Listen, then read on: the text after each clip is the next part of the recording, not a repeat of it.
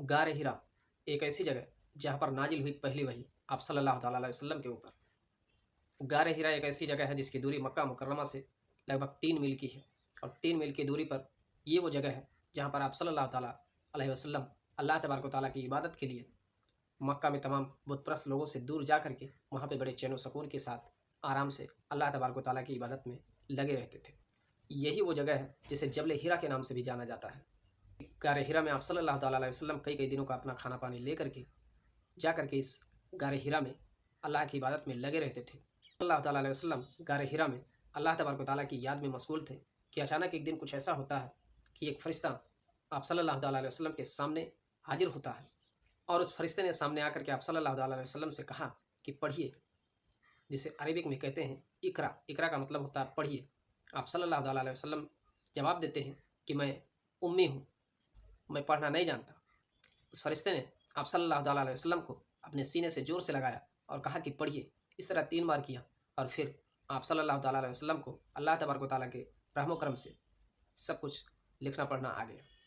ये जो फ़रिश्ता आप सल्लल्लाहु ताला अलैहि वसल्लम के सामने हाजिर हुआ था, उनका नाम था हज़रत जिब्रील अलैहिस्सलाम, जो अल्लाह का पैगाम लेकर के अल्लाह के महबूब मोहम्मद मुस्तफ़ा नबी करीम सल्लल्लाहु ताला अलैहि वसल्लम के पास आया करते थे। ये सारा वाक़या जब गुजर गया तो आप सल्लल्लाहु ताला अलैहि वसल्लम अपने घर पे तशरीफ़ ले गए, और वहाँ पर हज़रत खदीजा रज़ियल्लाहु ताला अन्हा से कहा कि मुझे कंबल उठा दीजिए, और जो जो वाक़या पेश आया था वो सब कुछ बयान किया आप सल्लल्लाहु ताला अलैहि वसल्लम ने। और आप सल्लल्लाहु ताला अलैहि वसल्लम ये कहते हैं कि मुझे अपनी जान का डर है।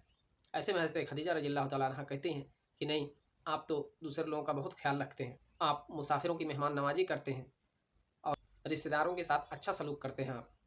आपकी जान को खतरा आखिर हो कैसे सकता है? आप तो इंसानों के हर मुश्किल हालात में काम आने वाले हैं, फिर आपकी जान को खतरा कैसे हो सकता है? इसके बाद हज़रत खदीजा रज़ियल्लाहु ताला अन्हा आप सल्लल्लाहु ताला अलैहि वसल्लम को अपने चाचा के लड़के, जिनका नाम था वर्का बिन नौफल, ये वो शख्स थे जो मक्का वालों की बुत परस्ती को देख करके, उनके फालतू काम को देख करके उनसे बहुत आजिज आ गए थे, बहुत वो तंग हो गए थे, और वो नसरानी हो गए थे। जब हज़रत खदीजा रज़ियल्लाहु ताला अन्हा आप सल्लल्लाहु ताला अलैहि वसल्लम को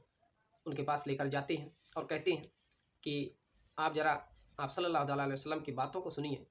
उसके बाद आप सल्लल्लाहु ताला अलैहि वसल्लम ने गार हिरा में जो जो वाक़या हुआ था उन सारी चीज़ों को बयान फरमाया वहाँ पे, और आप सल्लल्लाहु ताला अलैहि वसल्लम की सारी बातों को सुनने के बाद वर्का बिन नौफल जो थे, जो कि इंजील का तर्जमा अबरानी ज़बान से अरबी ज़बान में किया करते थे,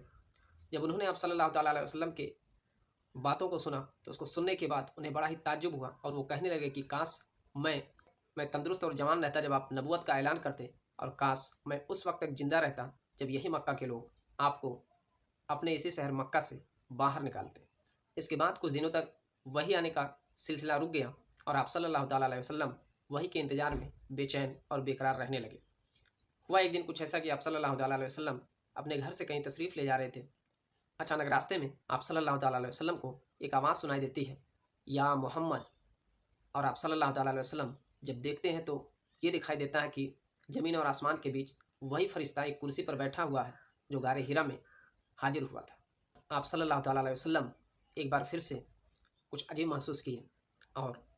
वहाँ से अपने घर वापस तशरीफ़ लाए, और फिर अपने घर वालों से कहे कि ला के मुझे कंबल उड़ा दीजिए। जब आप सल्लल्लाहु ताला अलैहि वसल्लम ओढ़े हुए कंबल अपने घर पर लेटे हुए थे तो उसी समय सूरह मुदस्सिर की आयतें नाजिल हुई, और इन आयतों के नाजिल होने के बाद आप सल्लल्लाहु ताला अलैहि वसल्लम दीन की दावत लोगों को देने लगे।